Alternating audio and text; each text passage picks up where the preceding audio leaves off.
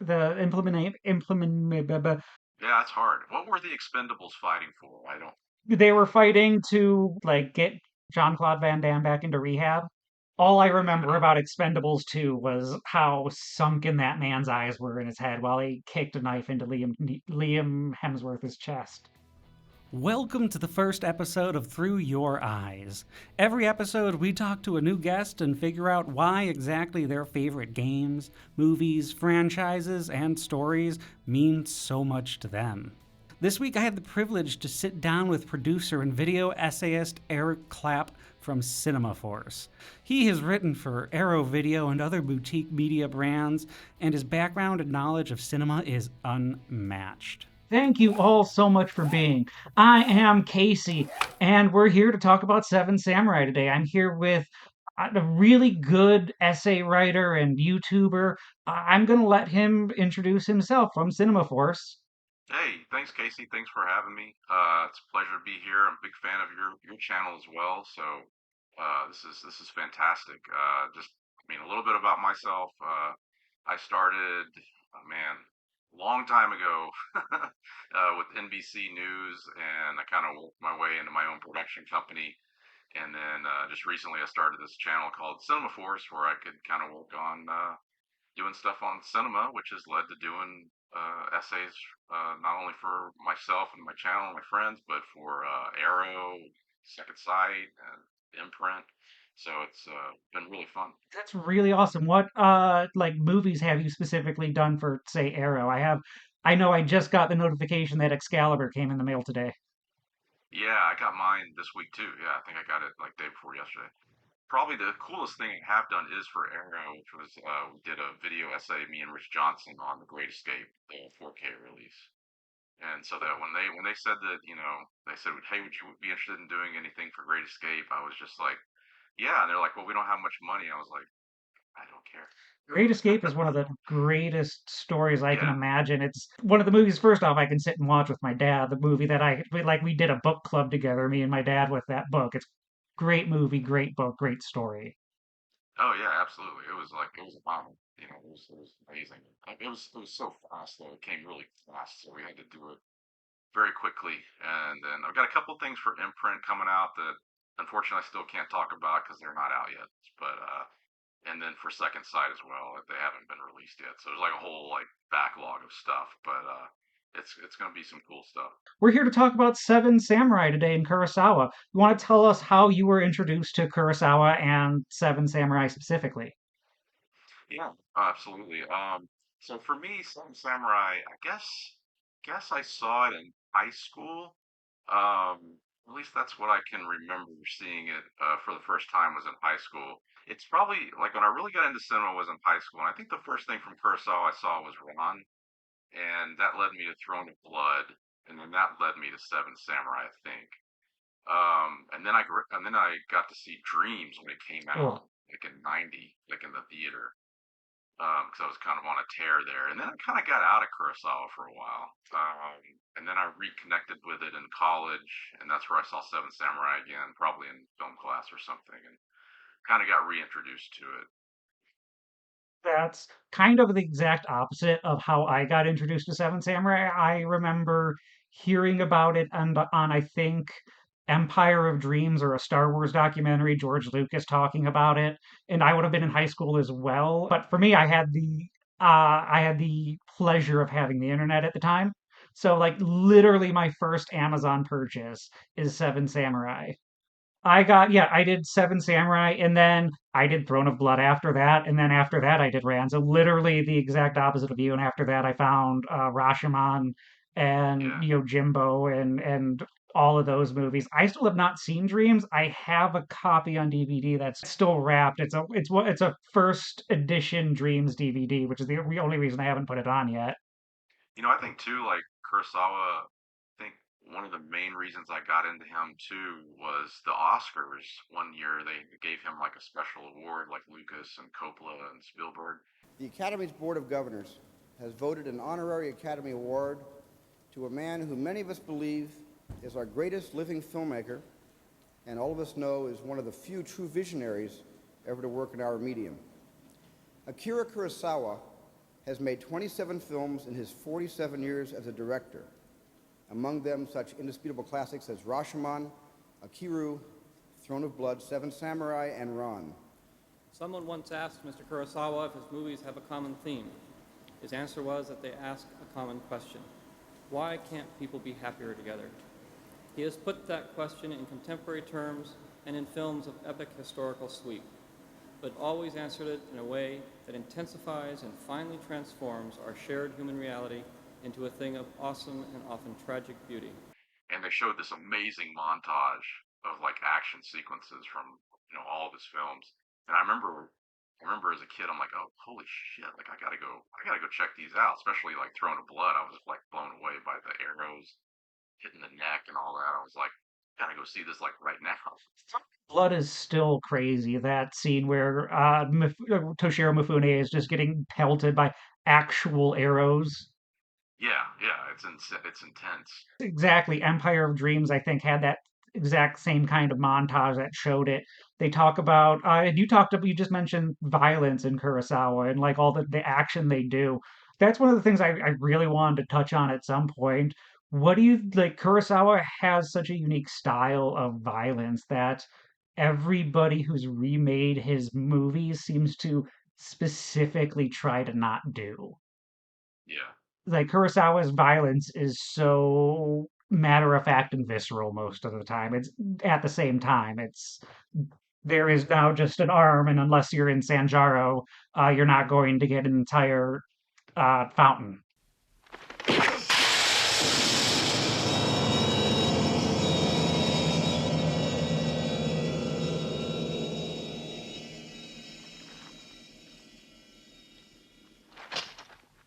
yeah. I mean, I think the reason why his violence is so impactful is because he sets up his characters so well, and you actually do care about them, and the trials and tribulations that they're trying to get to, and then they get interrupted by an arrow or something, and things are these characters are trying to move forward. The action scenes are to me they're like obstacles that they're trying to get through. Kind of like barricades basically. Calling them barricades is a really great analogy. I like that. But yeah, what adaptations have you seen since we're both working on adaptations? Like, adaptation is something that I'm very passionate about because even like the versions of the classics that we have, Homer, it's a translation, which is an adaptation of an adaptation of an adaptation at this point. When it comes to Kurosawa and Seven Samurai specifically, which of those adaptations have you seen? I think like my mom was a huge Bronson fan, and my dad was a huge Steve McQueen fan. And so in That'll my do it. house, yeah, in my house, the Magnificent Seven, so heavy quotation, on TV before the days of VCRs, when it would come on, we would sit down and watch it. And even like recently, I had never seen the sequels to Magnificent Seven, and I, they covered one of them on the Video Archives podcast, and I have the poster behind me, The Guns of the Magnificent Seven. I really liked that one for some reason. I don't know why. It just really hit me. I don't know if it was just kind of oddball and kind of strange, but I really liked that one. And then, of course, I think I've mentioned to you before offline that I have a very strong affection for Battle Beyond the Stars. And I'm not trying to say that it's some sort of masterpiece or anything like that, but it's special to me because my grandfather took me to see it at the movies in 1980. And I was born in 73, so I'm a Star Wars baby. So I lived and breathed, the Lucas verse. And so in 1980, I was craving for anything Star Wars related, just mainline it into my arm, please. And so we went to see Battle Beyond the Stars, and I loved it. And what I loved about it goes back to Seven Samurai was all the characters were so unique and different and had their own personalities, and they all teamed up for this, huge thing. And then kind of to go full circle with that, later on in life when I worked at NBC for Bobby Wygant, the film critic there, John Sayles came through the station and to do an interview for I can't remember which movie it was. It wasn't Lone Star, but it was one after that. Anyway, And so Bobby did me a solid and kind of like created a fake delay, and I got to interview John Sayles in the green room for like an hour, which was amazing. And so I talked about Battle Beyond the Stars and a couple other things. And I was in college at the time, and I was a huge, huge fan of John Sayles. And so Battle Beyond the Stars it means a lot to me. So those are probably the two main ones that I love. Definitely within the last 6 months, I first saw any of the Magnificent Seven sequels. First learned that there was a TV show in the 90s starring Michael Biehn and Ron Perlman, which is weirdly good. Yeah, Like, I haven't seen it. it's on Pluto TV. It is genuinely one of my favorite adaptations we've seen. And I also like all of the sequels to The Magnificent Seven, honestly, Guns included. And I really liked Guns for Cordova. Yeah, yeah. That Uh, was when you told me it was written as a sequel to Magnificent Seven, you can't not put that on. It's basically a Magnificent Seven movie at that point for me. yeah, just -2, so it's almost like a Mag 5 type Exactly. thing. It's so easy to make a Magnificent Seven movie feel not like a Magnificent Seven movie by just plucking one or two guys out of there. But while we're on it, we just brushed up on this how it's easy to make a Magnificent Seven or a Seven Samurai not necessarily feel like a Seven Samurai adaptation. What Yeah. makes something a Seven Samurai adaptation to you? This goes back to like getting the team together thing. You know, it's I think any movie that where you have people that are getting together for a greater cause, whatever that cause may be, it doesn't always have to be a town or a village or something like that. But also the team that you put together, they have to be individuals. They have to have their own unique characteristics and their own beliefs and stuff like that. But they also have this common thread among them. And I think that's, I mean, even like, like Rogue One is a good kind of version of the Seven Samurai. And even I mean, take it even like more extreme, like Andor, is even, even How though it's a little bit more singularly focused, but there's still a team involved. I have not looked at Rogue One specifically as a Seventh Samurai adaptation, but now I'm going to, just if only because it adds, one more adaptation that Star Wars has done, because they did it in the Clone Wars and Mandalorian too. Yeah, well, I mean, that goes back to Star Wars being so influenced by, Kurosawa in general, Oh, like there's, absolutely.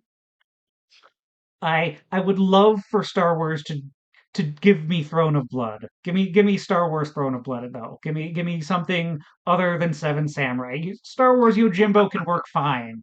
Kurosawa, I mean, like when he made Seven Samurai, he was really like, it was post-war, right, a decade or more. He was really concerned, I think, about how society was going and how corporations were buying other things.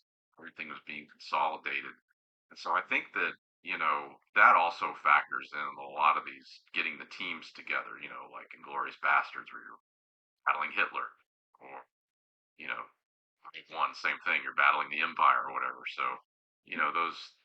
that theme copied with the individuality of the characters, I think is super key. Say it's also there in the Magnificent Seven remake. Literally, we're there fighting capitalism. Yeah, yeah, I saw that once. I didn't see it with the movies. I need to rewatch it. It is not my favorite movie, but it is a Seven Samurai adaptation with a lot of Chris Pratt. Well, yeah, but it's like a copy of a copy, right? Exactly, it's a copy of a copy, which at that point I don't understand why we have it. I also am never going to say no to another adaptation. I'm not going to be that hypocrite to be like, oh no, remakes suck except for the ones I like. Yeah. So you talked about that putting the team together. What happens when you don't have that? Like, I don't think there's one or two adaptations I feel like that specifically like really brush over that, including one of the Magnificent Seven sequels. I think the that last one where Chris is played by I got it pulled up right here. Oh, where we're talking Chris is about the. played by Lee Van Cleef. Yeah, yeah, yeah. Yeah, where that one where like the entire recruitment sequence is just pretty much Lee Van Cleef walking into jail and being like, "Hey guys, come with me." Right. We don't have a lot of time. It's convenient that you're all here. Let's We go. we've done this like three times now. They don't want to see that recruitment again. In that same line, like A Bug's Life also doesn't have much of a recruitment sequence. It's they all the everyone kind of is already there. Not I don't want to say that doesn't necessarily like discount it from being a Magnificent Seven movie, but it feels like it can be done without that recruitment sequence. I had like for a long time I was staring at a chart I made and I was like, should I put three amigos on here? It's only three. Yeah. Like it's such a weird balance to call something a Seven Samurai adaptation. Yeah, I think so. I'm glad you brought up Bug's Life because it's a good, that's one that I never had thought of. I mean, I'd seen Bug's Life several times. I had the DVD when it first came out, but I just never really put that together until you were working on that essay. It was quite literally the first thing I thought of when I put on Seven Samurai. I was like, oh, this is I've seen A Bug's Life. Whose idea was this? Huh?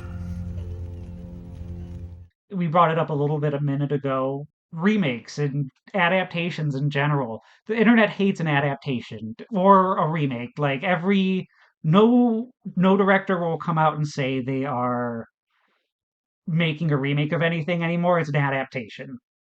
Yeah. And like, do you think that dilutes? Do you think first off, like we've talked about it a little bit, but do remakes dilute the Seven Samurai brand? And or have they diluted the Seven Samurai like mythology and brand? And yeah, let's go with that. Yeah, I mean, that's a good question. For me, it doesn't dilute the Seven Samurai brand because I think that you always have the original. And Seven Samurai is just it's so strong. It's kind of untouchable to me at this point. And any offshoot of it kind of has become its own thing. I think it's just the original is just so strong. I don't really like. I mean, you know, we live in a world of like online criticism now, where people that are criticizing stuff don't even know. They think the Magnificent Seven is original. They don't know where that came from. So any offshoot of the Magnificent Seven, they go back to that and they stop. All the people You who know, play Mass Effect 2 and think that's where it started. The Dalek trilogy. I mean, that's all Kurosawa. So much that he sued him. It's a what's his quote? It's a great movie, sir, except I have seen it. It's my movie. Yeah, give me a chance. Keep John Carpenter. Like when you watch his interviews and they ask him the question like, "Hey, how do you feel about people remaking your stuff?" and he was like, "I don't care. I made my movie. I'll take the check." Because my movie is it, and everything else is just kind of an offshoot of it. John Carpenter is one of my favorite directors and how he handles merchandise. Not as I don't want to say merchandising because that has a dirty like connotation to it, but like because the public hated him at the time. Like he deserves to cash that check at this point. Yeah, I remember I have vivid memories of like opening up a National Geographic book at my house and there being a little blurb on aliens, like here's what aliens might be, and it's the picture of the head hanging from the ceiling. Let's talk about like Seven Samurai and get back on those get off of these adaptations. Let's talk about Kikuchio and some of the characters and like why they're so important to Seven Samurai. Like Kikuchio and Kanbei, I think in particular, are two characters that make Seven Samurai stand out against any adaptation that has come since. yeah. I mean, his character, he's not. I mean, even though I guess they did they. I can't remember in Seven Samurai. Did they ever come out and just say like, "Oh, you're a fake samurai. You're a faux samurai"? I don't think they do. They they bring it up several times and he keeps deflecting that. They bring it up Okay. once when he's drunk and brings out like a family tree, and they're like, "Oh, by the look at this, you're 14." And then when he saves the baby at the end from the burning mill, the he comes out and is like holding the baby and is pretty much admits it by saying like, "This is me. This is who I was." Yeah. Yeah, and that's why he's important because like he's not real samurai, and but he embodies the spirit of what is.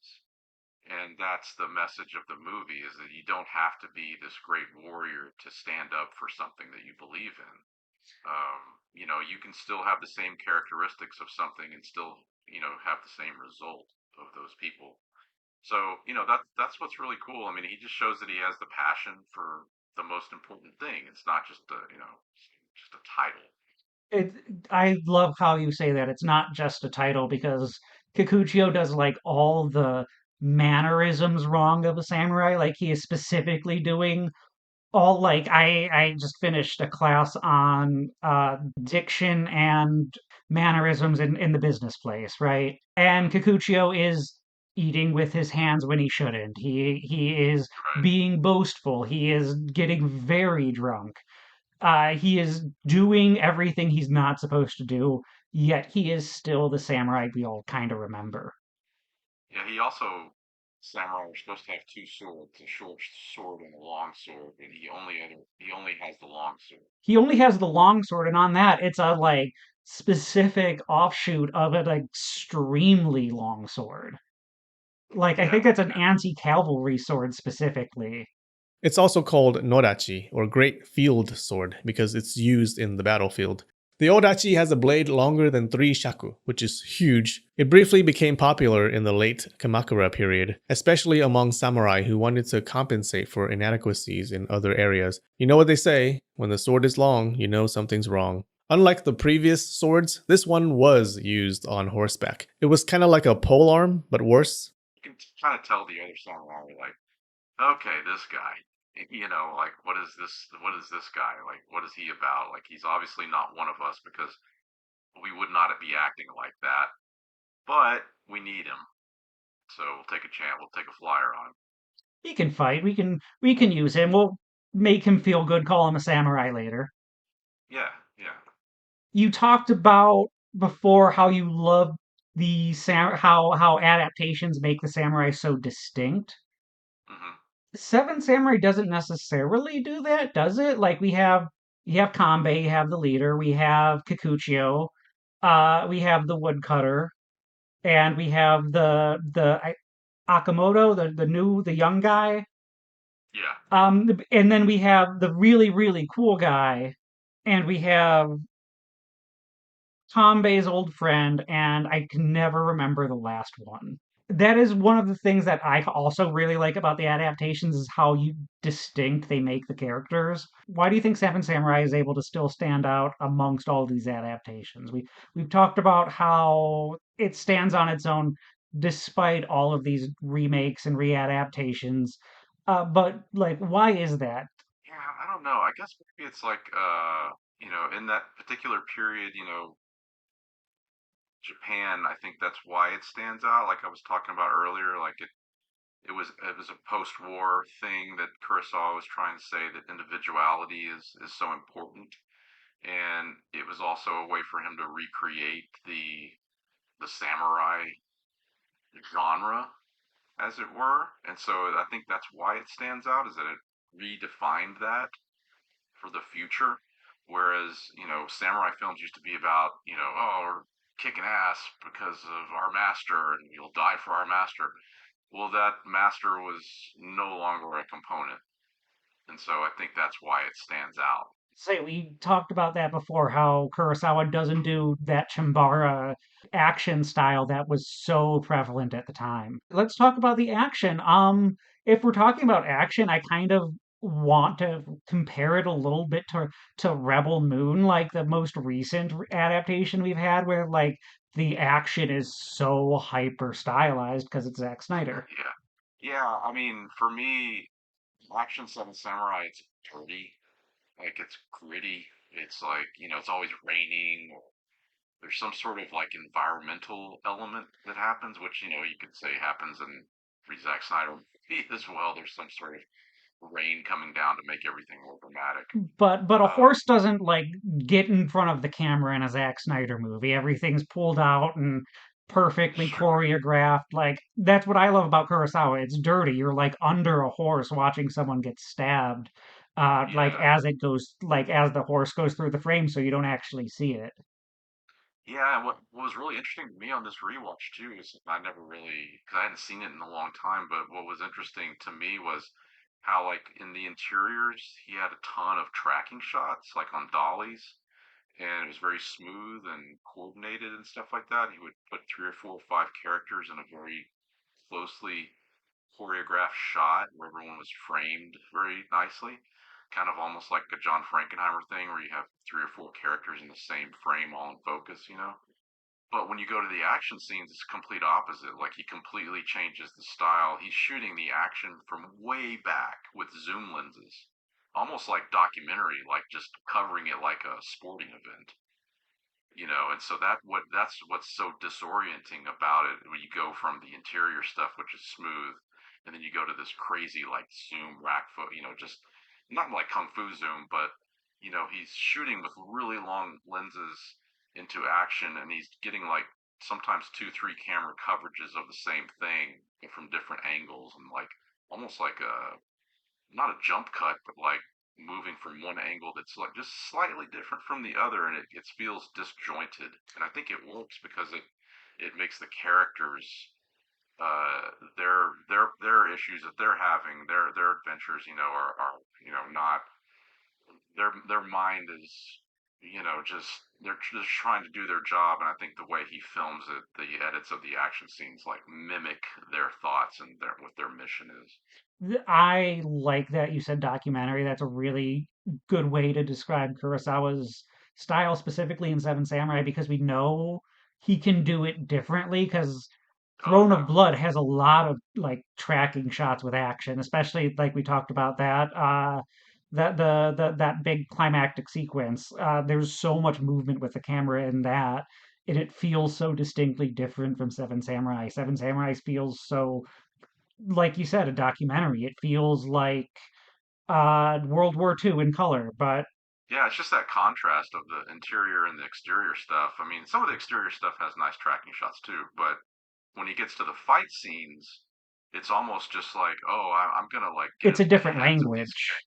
Yeah, it's like these characters are going through trauma, and how's the best way I can film this is just to just sort of mix it up, make it muddy, make it dirty, make it, not handheld, but just zoom lenses, so it feels like some sort of like Ben Hur event or something that we're just watching.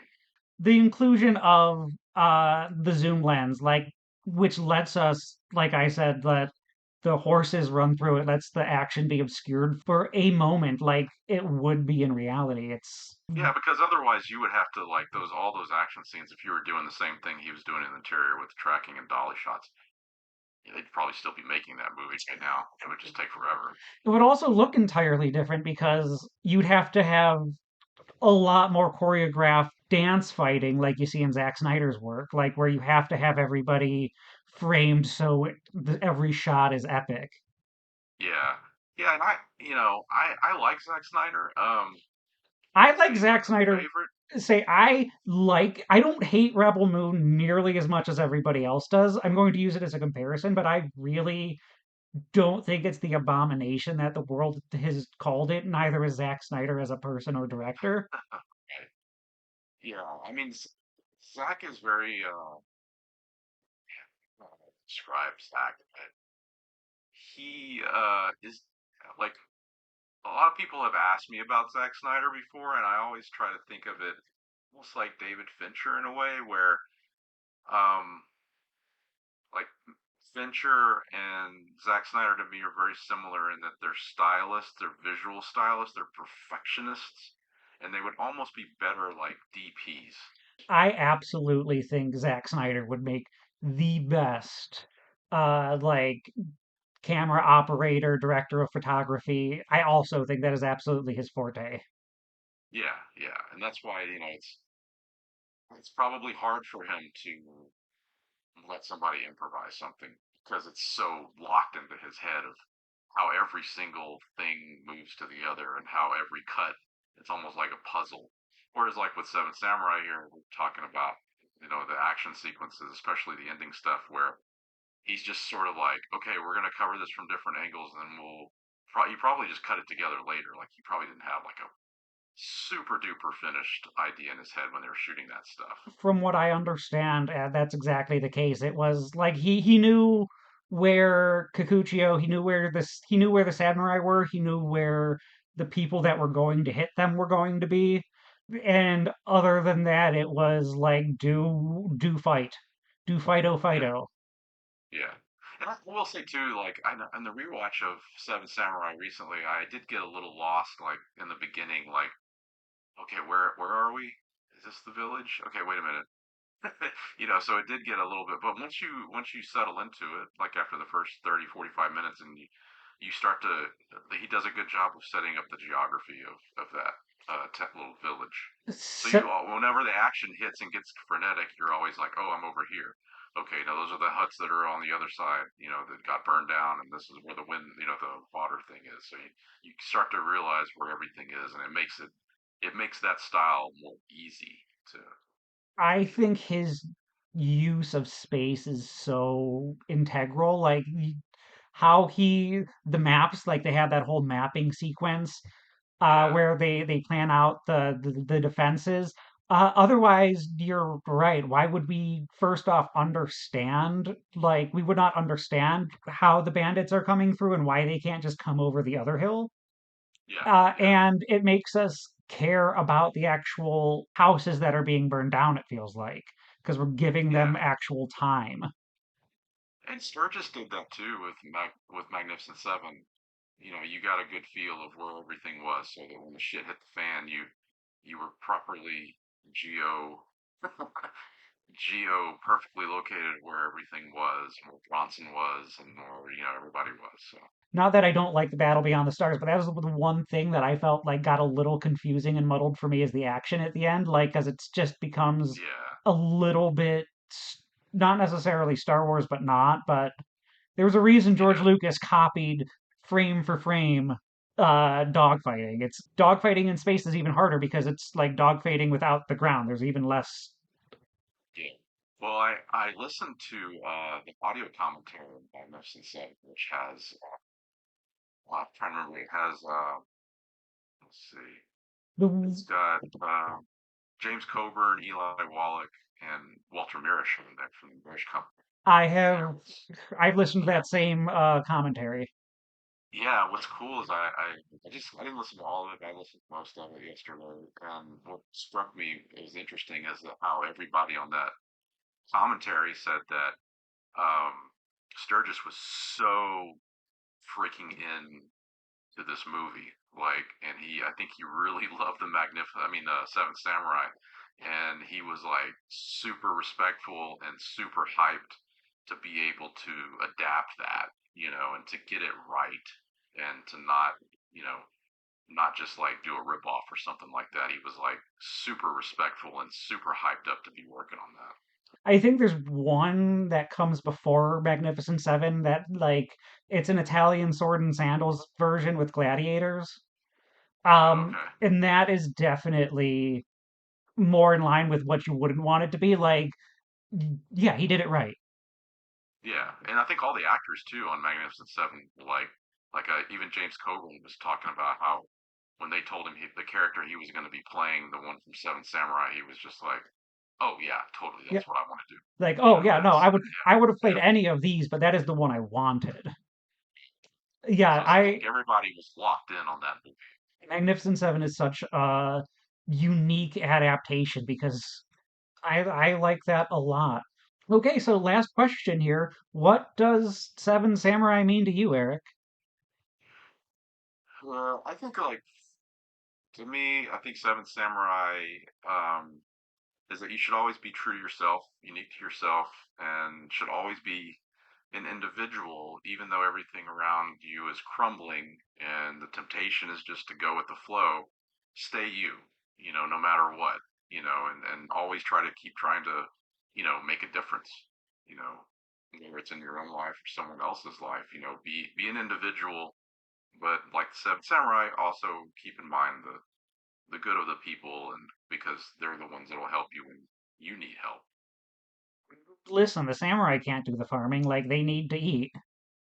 Right? They got killing to do. They have wars, they have wars to fight and lords to not protect. Ex- what does it mean to you? Oh, to me, Seven Samurai is beyond it's kind of beyond nostalgia. It is the kind of impetus for like so much of a modern mythology and storytelling, especially in movies. People talk about Citizen Kane as like one of the most important movies for changing the language of film. I feel like Seven Samurai did that similarly. It's an Eastern director. It's Kurosawa taking a lot of Western filming sensibilities and reworking them for his culture and doing so magnificently while inventing his own style. And it's about it for me. It's always been about the dying class of the Seven Samurai. Of how the last line of the movie is, "We are not the victors; the villagers are." I think Right. that comes down to it. Like the samurai are fighting to protect these people, while they have no future for themselves. Yeah, that's also the same line in Magnificent Seven at the end too. Yep, So, that's it's a little different, but it's the it's same. the same line. Yeah, no, it is absolutely the same heart of it.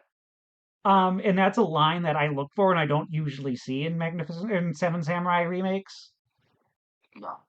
Was it in the remake? I don't think it was in the Magnificent Seven remake. Because Denzel Washington literally gets his revenge. Like it is his victory. Like I don't think he gets the final shot in the movie, but like his whole motivation for joining them isn't to be noble, it's to kill this guy. Yeah, and that's important. It's what you just said is really important. It's what's lost in movies is that very thing. I mean, yes, he is the equalizer.